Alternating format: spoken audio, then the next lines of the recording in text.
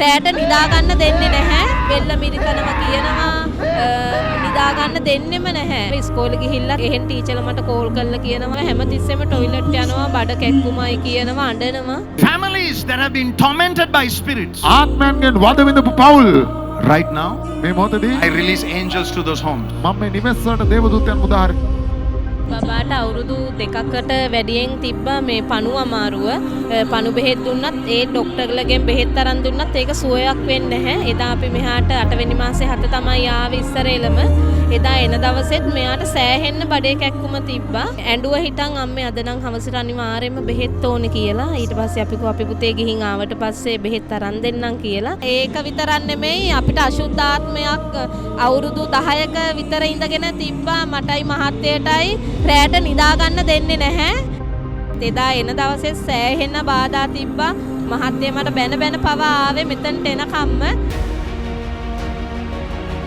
එදා ප්‍රොපර්ට් අපේ ඔළුවට අත තියලා යද්දී ප්‍රොපර්ට් දැයිලා ආපස්සට ඇවිල්ලා මාව ඉස්සරහට ඇදලා අරන් මගේ මහත්තයාත් දරුවෝ දෙන්නත් ඉස්සරහට ඇදලා ගත්තා. අපේ ඇඟේ තියෙන අශුද්ධාත්ම ඔක්කොම එදායින් පස්සේ නැති වෙන්න ප්ලේ කරා.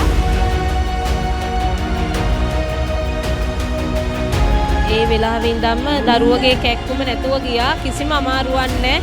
මේ දරුවා ඇවිල්ලා කිව්වා අම්මේ මට දැන් මේ පොඩ්ඩක්වත් බඩේ කැක්කුම නැහැ. මේ දැන් සුවයි කියලා. දැන් හොඳයි.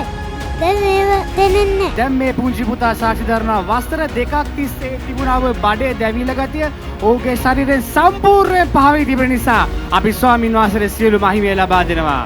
යේසුස් වහන්සේට ප්‍රොෆෙට් ජෙරෙම්ටත් ස්තුති වෙන්න. දරුවට මේ වෙනතුරු කිව්වේ නැහැ. මේ කිසිම අමාරුවක් කිව්වේ නැහැ. හැමතිස්සෙම කියන්නේ අම්මේ දැන් මට බඩ රිදෙන්නේ නැහැ. දැන් මට සුවයි කියලා තමයි මේ දරුවා කියන්නේ හැමතිස්සෙම.